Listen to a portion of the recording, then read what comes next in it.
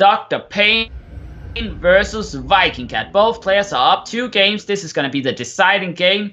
Beastmen versus the Lords of Bretonnia. Indeed. And Sir X, what has Bretonnia brought us? The Lords of Bretonnia are being represented with a Lord of Bretonnia.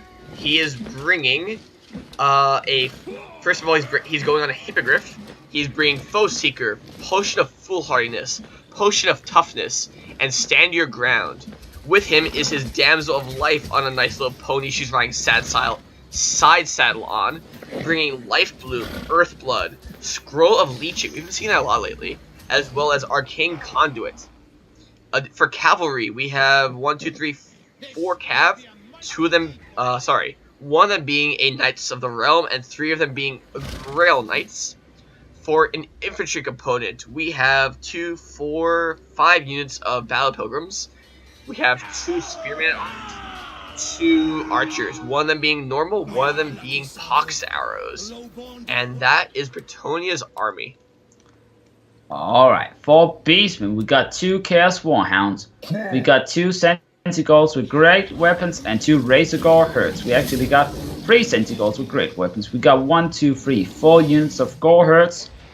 And we got 3 units of Ungor Spearman Herd. We got a Gore Bull with Slaughter's Call and Blood Greed. And we got a Death Shaman with Fate of Buna and Spirit Leech. And we got Morgul the Shadow Gabe with everything. Oh yeah. So a very good standard Beastman army that has the infantry needed to push back Bretonnia slightly, especially with the magic and Morgul. And the cavalry force is actually quite strong, but he does need to help it a little bit. Yeah. But I also think that's very possible with the Fate of Buna. Of course, the healing can be a problem. Indeed. So, what do you think about the Razorgore Herd in this matchup? Do you use them against infantry or do you use them against cav? You use them against cav.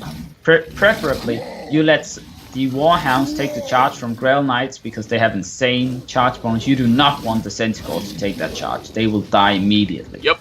So let the Doggers take the charge and then flank with the Razorgore Herds and the Sentinels. Because Razorgore Herds, armor piercing damage, plenty of it, good charge bonus. They'll do a lot of damage in the flank like that. Agreed.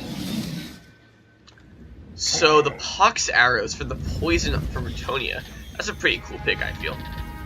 It helps against Minotaurs or Tim and Jim. You just poison them a little bit, right? Mm-hmm. Also, again, a good idea having the Lord on the Hippogriff up in the air, so we can't just be mobbed down by Tim and Jim, the Gorbals. Yeah, you have to, also because you kind of want the Terra, so sure. It's sort of a must in that regard. Yeah, Terra is going to be very effective in this matchup.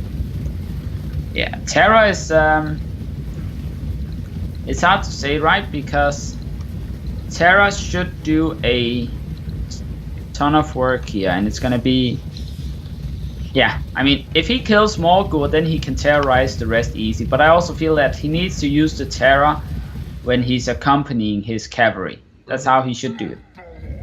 Also, look over here, with a lot of cav, the Bretonnians are moving forwards a Spearman arm, helping that cav fight. Yeah, that makes good sense. This time you should just straight charge into his front line and then pull out like this. Here comes some archer fire on Gore Herd. Interesting. It looks like he's opting to take his cavalry around, though, potentially. He should just be charging into the front line and really mess with them, I feel. And yeah, his Gore Herds have taken a lot of damage actually already. He's charging his Centaurs right through the main lines. Everywhere else is met. On the left flank, the Cav have met the Spears, and they're getting surrounded. Very nice work on this flank. On the other flank, the Cav are still just looking at each other. They're keeping each other in check, and this heavily benefits Beastmen if Bretonnia wants to have a staring duel right here over with this cap. Indeed, but here it goes. Front line has been sort of broken the battle pilgrims, and now the archers are being kept busy on the left flank. Those are going to get a charge on those Centaurs exactly like he didn't want. But yeah, he's reinforcing with a lot more troops, so we'll see how this But that's not enough. Just look at that damage in those Centaurs already. 82 charge bonus. You cannot take that lightly. He is sort of doing a lot of damage over here to the Grail Knights. Actually, starting to kick them back despite the fact that they have gotten healed. So he is pushing back, and the Battle Pilgrims have pretty much been killed. There is one Battle Pilgrim left that's full health and one with like 30%, but the rest of them are pretty much gone. Indeed, and this one Grail Knight is actually getting toasted by these Warhounds and the Razor Gores, even though they destroyed that Centaur.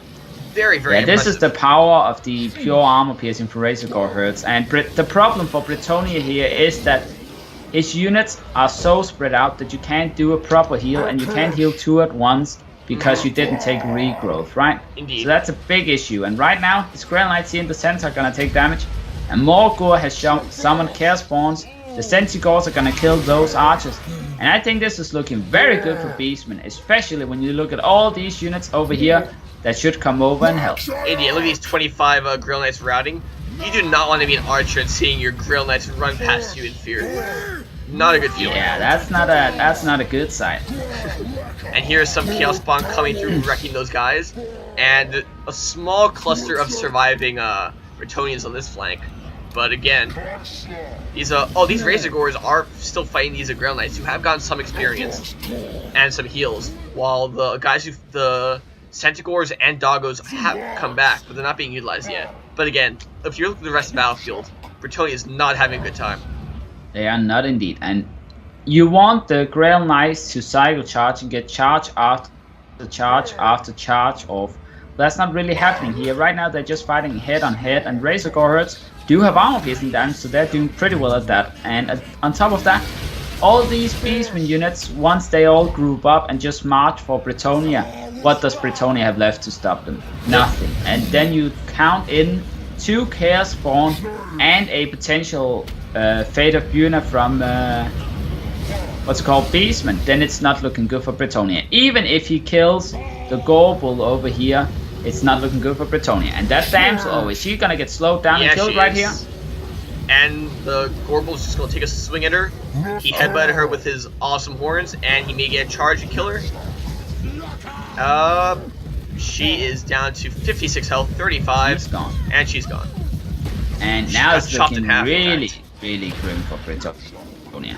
The Lord will be fighting a Gorbull and might actually be able to take him down here, but there's so much more you have to fight. Yeah, look at this huge army. What's it? 468 to 133. And again, some Grail Knights did come back, and they are going to try to charge the Centaurs, who really need a counter charge. Run! Oh no! Run! He didn't even kill one, and the Centaur counter charge with the Gorbull and the Grail Knights were stopped by the Gorbull. Oh boy, this is gonna hurt for Bretonnia. And the Fate of Buna is gonna eliminate those Grail Knights very quickly, and a Dogger coming in the back, that's gonna pretty much leave the Lord alone except for some peasants over here. I don't think Bretonnia's got this, and Bretonnia is going out, it seems, and it looks like Dr. Pain finishing off Bretonnia with Beastmen in the final of Questing Cup number 20. Indeed. And those poor Grail Knights just became Chaos Spawn.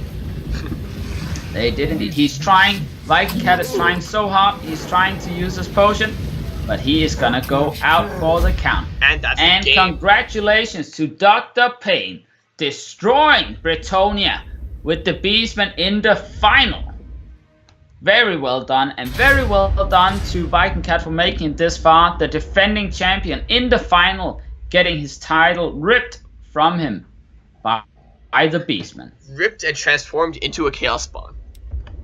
And those were some really close games in the final too, and then ending like this, that was really good. Indeed. Great game for everyone who played. GG, very well played. GG VP. GG. And he got that.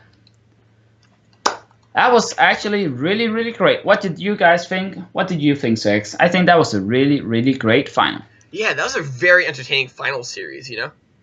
Except for that Chaos versus Empire, which hurt my face a little bit. Everything else was very fun. It was indeed.